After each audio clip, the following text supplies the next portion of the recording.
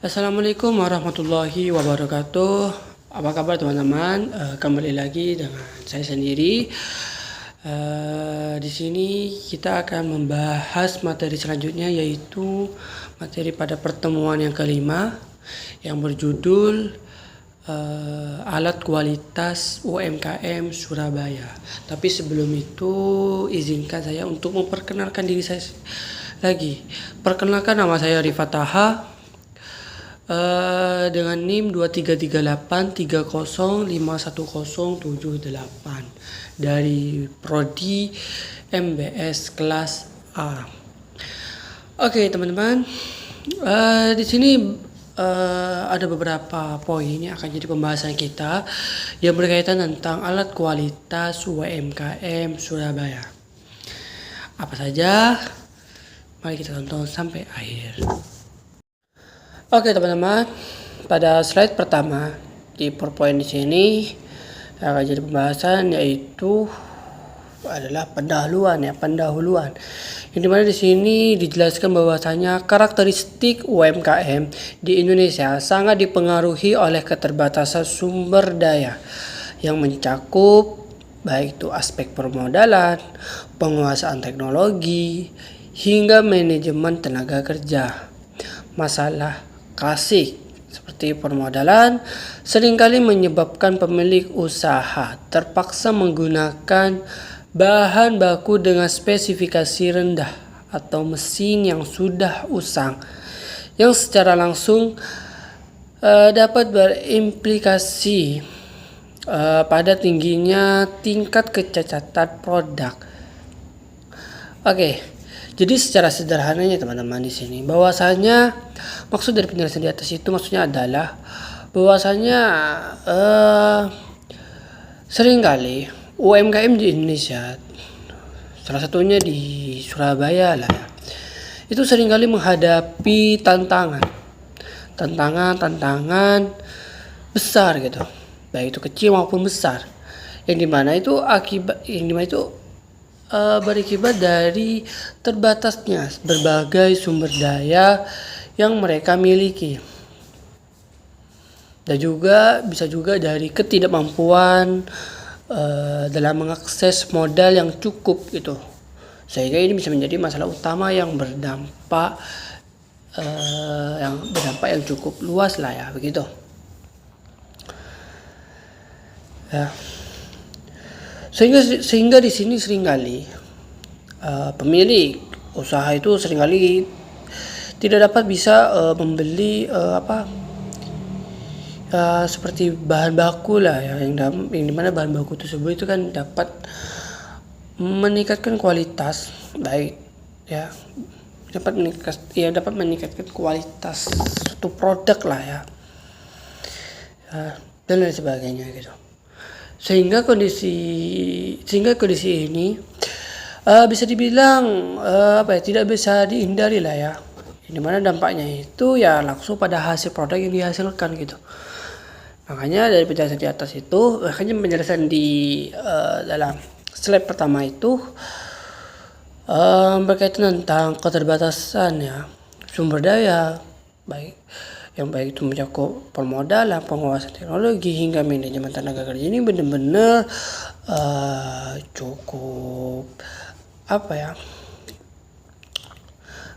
cukup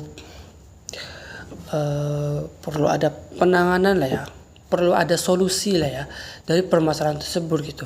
Cukup bermasalah gitu.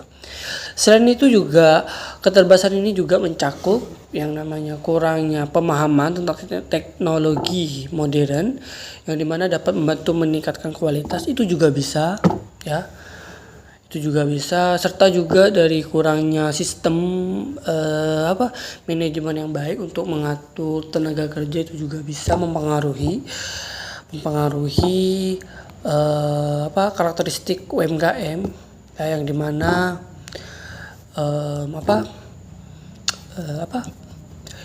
sedang dipengaruhi oleh keterbatasan sumber daya yang ada gitu. Itu yang pertama. Itu penjelasan untuk slide yang pertama begitu. Selanjutnya pada slide yang kedua yaitu dimensi permasalahan dan dampak terhadap kualitas dan daya saing. Oke, seperti penjelasan yang tadi, jadi slide pertama bahwasanya di sini ada 5 lah ya, ada 5 dimensi yang akan menjadi permasalahannya dan juga dampak terhadap kualitas dan daya saing. Yang dimana yang pertama yaitu pada permodalan terbatas. Jadi permodalan terbatas di sini itu bisa menjadi dasar masalah yang yang dapat menghalangi akses ke infrastruktur produksi gitu yang berkualitas lah ya, seperti di situ seperti mesin presisi dan bahan baku yang standar, yang dimana merupakan salah satu fondasi untuk menghasilkan output atau hasil yang berkualitas tinggi gitu. Terus yang kedua ada kesenjangan teknologi, yang dimana kesenjangan teknologi di sini maksudnya adalah dampaknya adalah itu dapat membuat proses produksinya itu ya masih bergantung pada kerja secara manual gitu ya. Masih belum menggunakan teknologi lah ya, jadi masih serba manual gitu, yang dimana itu dapat meningkatkan risiko kesalahan manusia dan dapat membuat hasil produksinya itu atau produknya itu ya sulit buat konsisten gitu, karena berbeda ya dengan kerja menggunakan teknologi gitu ya. Terus selanjutnya yang nomor 3 ya, dimensi yang nomor 3 yaitu manajemen tenaga kerja. Yang dimana manajemen tenaga kerja di sini maksudnya adalah manajemen tenaga kerja yang belum optimal. Yang dimana akibatnya apa? Akibatnya ya kurangnya pelatihan secara formal, terus juga bisa menyebabkan tingkat ketelitian dalam setiap tahapan operasional itu menjadi rendah, sehingga itu dapat memperparah variasi kualitas pada suatu produk gitu, baik itu di sisi pemasaran dan juga nilai produknya begitu. Terus yang keempat ya, dimensi permasalahannya yaitu inovasi dan branding, yang dimana inovasi dan branding ini kalau kurang berkembang, dampaknya pastinya membuat desain pada produk dan kemasan itu terkesan statis dan tidak menarik lah ya, cuman ya udah gitu doang gitu ya, gak ada ketertarikan lah ya terhadap desain pada produk tersebut, yang dimana ini secara baik itu secara langsung dan tidak langsung itu dapat mengurangi daya tarik dan nilai jual di pasar, dan juga pastinya konsumen daya tarik pada konsumen pastinya berkurang lah ya, karena tidak ada hal ketertarikan pada desain produk tersebut gitu, karena dikarenakan inovasi dan branding pada kualitas produk tersebut yang kurang berkembang begitu. Terus yang terakhir yang kelima yaitu konsistensi proses, yang dimana kalau konsistensi proses ini itu tidak terjaga, itu akibatnya ya bisa faktor dari lingkungan yang tidak dapat terkontrol, dan juga metode produksi yang tidak baku gitu, yang tidak menggunakan bahan baku lah begitu, sehingga dapat membuat produk yang diproduksi itu sulit memiliki uniformitas yang sama antar batch, sehingga itu sulit memenuhi ekspektasi pelanggan atau konsumen dan juga standar dari pasar ya. Jadi secara keseluruhannya ya, secara kesimpulannya dari kelima dimensi permasalahan tersebut, bahwasanya dari kelima dimensi ini tuh saling memperkuat tantangan yang sering kali dihadapi oleh UMKM dalam meningkatkan kualitas produk dan daya saingnya di pasar begitu. Oke, slide yang selanjutnya yaitu adalah metodologi pengumpulan data mutu menggunakan lembar periksa atau check sheet. Yang dimana di sini dijelaskan bahwasanya pengendalian kualitas yang objektif tidak boleh hanya berdasarkan intuisi, melainkan data faktual. Maksudnya bagaimana? Maksudnya adalah bahwasanya pengendalian kualitas yang akurat harus berdasarkan data yang nyata, bukan hanya dugaan atau perasaan saja begitu. Dan juga check sheet atau lembar periksa itu merupakan alat yang dirancang untuk memudahkan operator mencatat frekuensi kejadian cacat secara real time dan teratur. Jadi bisa dibilang check sheet atau lembar periksa ini merupakan alat yang memang dibuat itu dikhususkan untuk memudahkan agar dapat memudahkan orang yang bekerja di lapangan, khususnya di bagian operator lah ya. Ya salah satunya di bagian operator itu dalam mencatat itu dapat mencatat seberapa sering nih kecacatan pada produk itu terjadi begitu.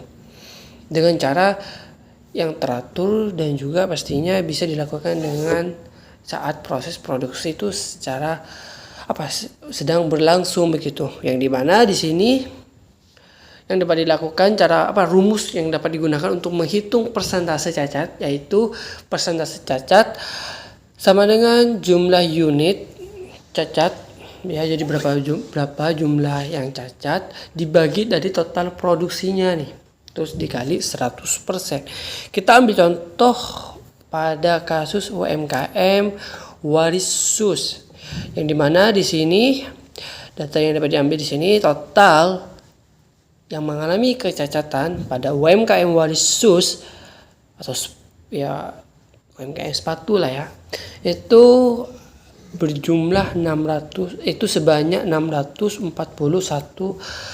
unit gitu. Yang dimana yang pertama pada cacat ukuran size mismatch sebanyak 293 unit yang mengalami kecacatan sebesar persentasenya itu 45,71%. Di sini mengindikasikan bahwasanya kecacatan di sini itu menjadi jenis cacat yang dominannya itu yang paling perlu mendapatkan perhatian utama begitu. Karena cukup banyak nih 293 unit nih dengan 45,71% dibandingkan dengan yang kedua nih coretan pulpen, yang dimana jumlah yang mengalami cacat itu hanya sebesar 186 unit yang merupakan yang dimana persentasenya 29,01%, yang dimana di sini mengindikasikan bahwasanya penyebab cacatnya ini bisa dibilang terbanyak yang kedua ya, dibandingkan yang tadi sebanyak 293 unit. Terus yang ketiga itu pada sisa lem atau glue residue, yang dimana ini paling sedikit kecacatannya yang hanya sebanyak 162 unit dengan persentasenya 25,28%. Yang dimana ini dapat ditangani ketiganya nih, yang perlu dapat ditangani gitu ya. Jadi yang pertama yang harus ditangani pastinya yang paling besar, yang paling gede, yang paling dominan, yaitu yang cacat ukuran itu yang size mismatch, itu sebesar 293 unit. Terus yang paling sedang itu 186 unit, dan yang terakhir itu 162 unit. Jadi dari data kasus UMKM Warisus ini dapat kita simpulkan bahwasanya upaya perbaikan kualitas pada UMKM Warisus itu sebaiknya difokuskan terlebih dahulu pada kecacatan yang paling banyak gitu, yang paling gede itu yang mana gitu, yaitu mulai dari kecacatan ukuran ya, karena memiliki kontribusi tertinggi terhadap total cacat produk. Terus juga yang kedua baru dilanjutkan pada coretan pulpen, dan yang terakhir itu pada sisa lem gitu ya, gitu. Oke, lanjut pada slide selanjutnya, yaitu strategi prioritasi menggunakan diagram Pareto untuk pengendalian kualitas UMKM. Jadi teman-teman, setelah tahap pengumpulan data mutu melalui lembar periksa atau check sheet itu selesai, baik itu organisasi terutama maupun UMKM ya, terutama UMKM yang seringkali menghadapi keterbatasan sumber daya, itu hampir selalu dihadapkan pada realitas bahwa bahwa tidak mungkin untuk memperbaiki seluruh masalah kualitas secara sekaligus gitu ya.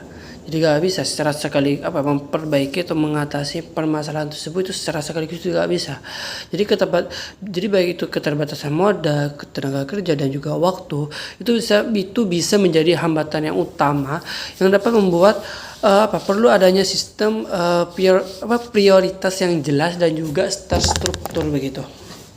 Nah, disinilah diagram Pareto itu dapat berperan sebagai alat strategis yang krusial ya, atau yang cukup ya, yang krusial atau yang penting dalam pengendalian kualitas begitu. Yang dimana di sini prinsip dasar yang menjadi landasan diagram Pareto adalah prinsip Pareto atau hukum 80/20. Yang dimana di sini tuh yang dikemukakan oleh ekonom Vilfredo Pareto ya. Yang dimana dalam konteksnya itu bahwasanya pengendalian kualitas kualitas menyatakan bahwa sekitar 80% dari total masalah kualitas yang disebabkan oleh hanya 20% jenis penyebab utama. Maksudnya apa? Maksudnya adalah bahwasanya sebagian besar masalah itu tidak berasal dari banyak faktor yang berbeda secara merata, melainkan dari sejumlah kecil faktor yang memiliki kontribusi dominan gitu. Ya, jadi misalnya seperti contoh kasus yang tadi, bahwasanya seperti contoh yang tadi yang UMKM Warisus itu yang telah dianalisis sebelumnya, bahwasanya 45,71% itu kan produknya itu berasal dari masalah ukuran, ya kan? Ini mana ini merupakan salah satu dari ketiga jenis cacat utama yang menyumbang hampir seluruh total cacat produk begitu. Terus yang kedua yaitu pada vital few atau masalah vital yang sedikit jumlahnya ya, dan memisahkannya dari trivial many yang dimana masalah sepele yang banyak jumlahnya. Maksudnya apa? Maksudnya adalah dengan melakukan hal ini UMKM itu dapat mengalokasikan sumber daya yang terbatas itu dapat dilakukan secara lebih efisien dan tepat sasaran. Yang ini mana alih-alih itu menyebarkan energi dan biaya itu untuk memperbaiki semua jenis cacat dengan proporsi yang sama. Proporsi yang sama yang cenderung itu dapat menghasilkan hasil yang tidak signifikan gitu, sehingga usahanya itu dapat fokus pada penyebab utama kualitas gitu. Jadi adanya vital few atau masalah vital yang sedikit jumlahnya dan memisahkannya dari trivial many dengan itu misalkan dari masalah sepele yang banyak jumlahnya itu dapat mengalokasikan sumber daya pada UMKM tersebut itu secara lebih efisien dan tepat sasaran begitu. Jadi secara tidak langsung itu dapat meningkatkan kualitas produk serta efisiensi proses produksi. Terus juga secara bentuk visual, diagram Pareto ini merupakan kombinasi antara grafik batang dan juga garis kurva kumulatif. Jadi grafik batang itu disusun dengan urutan kategori penyebab cacat dari frekuensi kejadian tertinggi hingga terendah. Ya, jadi dengan menggunakan grafik batang itu kan dapat disusun lah ya, dapat didata lah ya, mana nih frekuensi kecacatan yang tertinggi hingga yang terendah nih gitu. Sehingga ini dapat memudahkan mengidentifikasi serta secara langsung menemukan gitu mana yang menjadi penyebab utamanya gitu. Terus juga dari garis kurva juga bisa garis kurva kumulatif yang menyertainya ya. Jadi selain menggunakan garis batang juga menggunakan garis kurva itu yang garis itu yang ada garisnya itu juga dapat menunjukkan seberapa besar persentase kumulatifnya nih dari setiap total masalah yang disebabkan oleh setiap masalah gitu ya. Sehingga dapat dengan jelas dilihat pada titik mana nih 80% total masalah yang tercapai dan 20%-nya mana nih. Itu ya. Makanya diagram Pareto memiliki prinsip utama, yaitu memiliki prinsip atau hukum yaitu 80/20 gitu. Jadi 80% dari total masalah kualitas yang dihadapi itu merupakan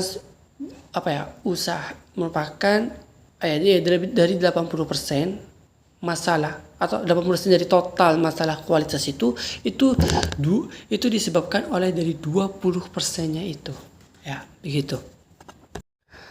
Oke, lanjut pada slide selanjutnya, yaitu analisis sebab akibat melalui diagram Fishbone atau Ishikawa begitu. Yang dimana diagram Fishbone yang juga dikenal dengan nama lain diagram Ishikawa atau diagram tulang ikan itu merupakan alat analisis kualitas yang dapat berfungsi sebagai sarana visualisasi utama untuk mengorganisir hasil pemikiran secara kolektif atau brainstorming gitu ya, ke dalam kategori-kategori penyebab masalah yang logis dan terstruktur begitu.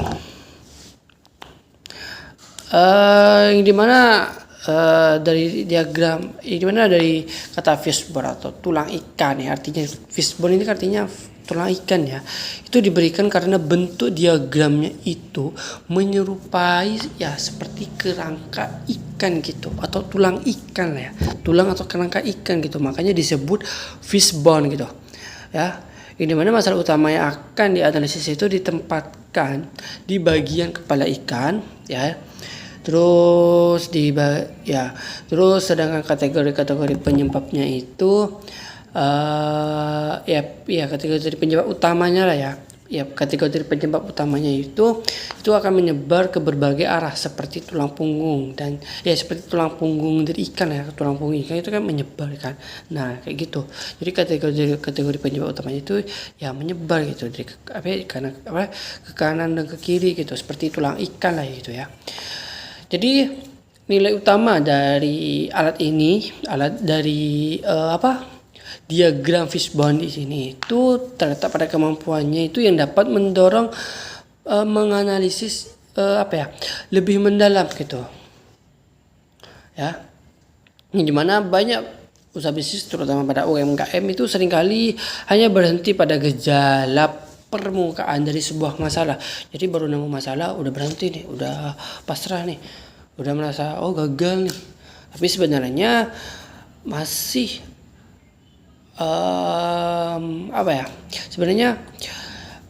misalnya hanya menyadari bahwa ada banyak produk dengan cacat ukuran tetapi tidak mengetahui mengapa hal itu terjadi gitu. Jadi nggak dicari penyebabnya nih, cuman dilihat kebanyakan UMKM sekarang itu kan cepat mengambil kesimpulan gitu. Ini gagal, ini gak bisa, ini gagal. Padahal kita bisa cari dulu nih solusinya dengan cara apa? Dengan cara kita mencari dulu nih penyebabnya apa, mengapa hal itu bisa terjadi begitu. Ya, yang dimana dalam praktiknya dalam UMKM penyebab masalah di organisasi itu dapat menggunakan kerangka kerja standar yang dikenal sebagai 6M. Apa saja? Yaitu ada man, machine, material, method,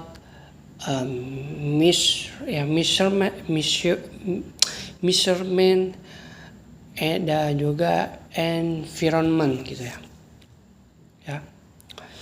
Ini mana di sini yang pertama man atau manusia, yang kategorinya ini mencakup semua faktor yang berkaitan dengan tenaga kerja. Di mana seperti kurangnya pelatihan, kesalahan dalam operasional, kurangnya pemahaman dan lain-lain sebagainya begitu. Ini dapat mempengaruhi kualitas pada produk tersebut itu dapat mengalami kecacatan dalam memproduksi produk gitu. Misalnya cacat pada ukuran pada produk. Ini kan bisa menjadi karena kelalaian gitu dari tenaga kerja manusia begitu. Terus yang kedua dari mesin, yang dimana faktor yang berkaitan dengan peralatan dan mesin produksi seperti mesin yang tidak terkalibrasi dengan benar gitu. Yang dimana komponen mesin yang rusak gitu atau mengalami error gitu pada mesin gitu. Itu kan dapat membuat produk yang diproduksi itu kan akan mengalami kecacatan begitu. Terus juga bisa dari material atau bahan bakunya nih. Ya, yang dimana kalau bahan bakunya yang digunakan itu tidak konsisten atau tidak ya intinya salah lah.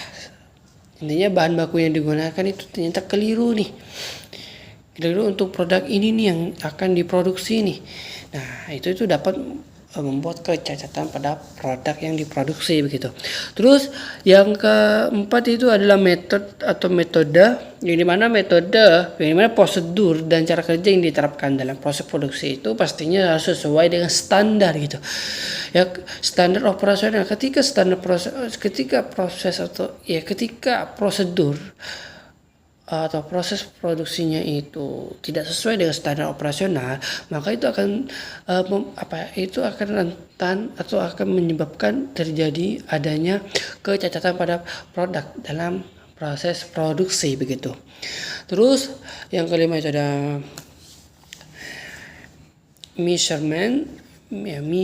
measurement atau pengukuran, yang dimana kategori di sini itu mencakup faktor yang berkaitan dengan alat dan juga proses pengukuran seperti alat ukur yang tidak akurat gitu. Jadi ketika melakukan pengukuran pada kualitas produk itu, kalau ternyata alat pengukurannya itu tidak akurat ya, atau tidak terkalibrasi secara berkala gitu, atau metode pengukurannya yang salah, jadi mengukurnya yang salah atau keliru, itu dapat menyebabkan kecacatan pada suatu produk gitu ya, pada kualitas produk begitu. Contohnya kayak apa? Misalkan penggunaan mistar yang sudah aus atau tidak standar bisa menyebabkan hasil pengukuran produk yang salah begitu. Terus yang terakhir yaitu pada lingkungan, environment atau lingkungan, yang dimana faktor yang berkaitan dengan kondisi lingkungan tempat produksi berlangsung gitu, seperti suhu, kelembapan ruangan yang tidak dapat terkontrol. Itu kan dapat jadi ketika lingkungan atau seperti tempat produksi berlangsungnya itu suhu atau kelembapannya itu tidak terkontrol, itu kan dapat menyebabkan bahan baku yang digunakan untuk memproduksi produk itu kan dapat rusak gitu ya, bisa menyebabkan kerusakan, bisa menyebabkan penyusutan dan lain sebagainya, sehingga di sini dapat menyebabkan jadi dari lingkungan ini dapat menyebabkan kecacatan pada kualitas produk yang diproduksi juga begitu ya.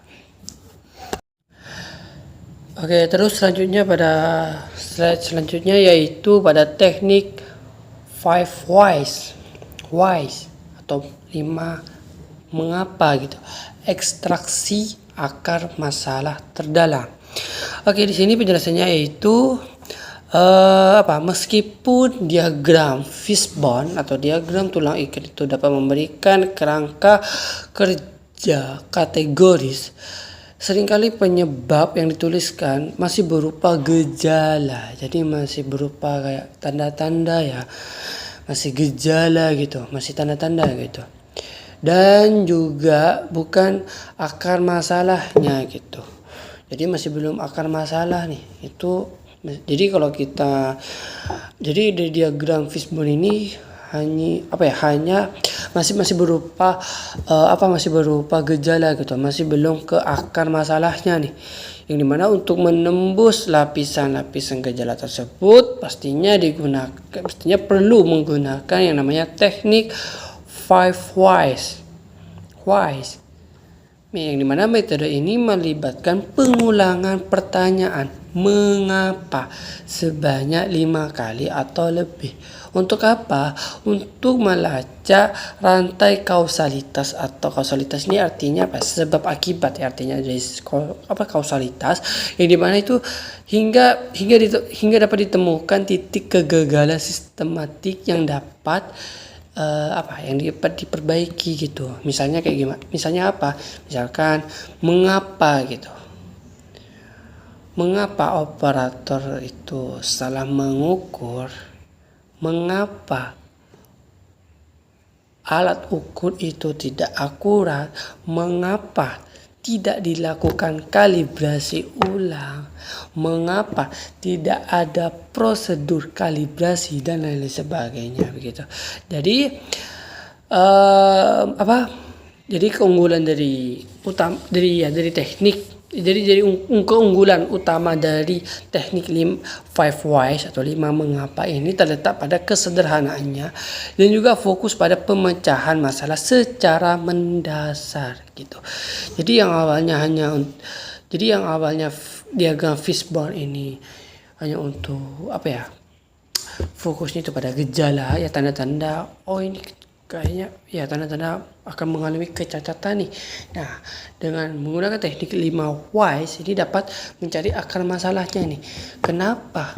Apa penyebabnya nih? Kita dapat mencari penyebab dari gejala atau tanda-tanda kecacatan pada produk tersebut begitu. Selanjutnya pada slide terakhir ya, yaitu kesimpulan. Jadi kesimpulannya teman-teman dari pembahasan yang di atas dari tadi, yaitu bahwasanya implementasi secara statistical quality control pada sektor UMKM itu bukan hanya sekedar pilihan gitu ya, melainkan juga keharusan untuk bertahan di tengah persaingan global, yang dimana persaingan secara global itu semakin ketat gitu. Dan juga penggunaan instrumen seperti lembar kerja atau seperti check sheet, diagram Pareto dan juga fishbone diagram itu dapat memberikan kerangka kerja yang objektif bagi pelaku usaha untuk mengenali kelemahan proses mereka dan juga melakukan perbaikan secara bertahap. Namun pasti ya, jadi gak secara langsung lah ya, tidak secara sekaligus tetapi secara bertahap, namun pasti begitu. Ya kurang lebihnya seperti itu penjelasan dari saya sendiri. Mohon maaf jika ada kata-kata yang kurang dipahami dan juga mohon maaf jika ada kata-kata yang salah atau keliru atau mungkin yang susah buat dipahami. Mohon maaf. Saya akhiri. Wabillahi taufiq wal hidayah. Wassalamualaikum warahmatullahi wabarakatuh.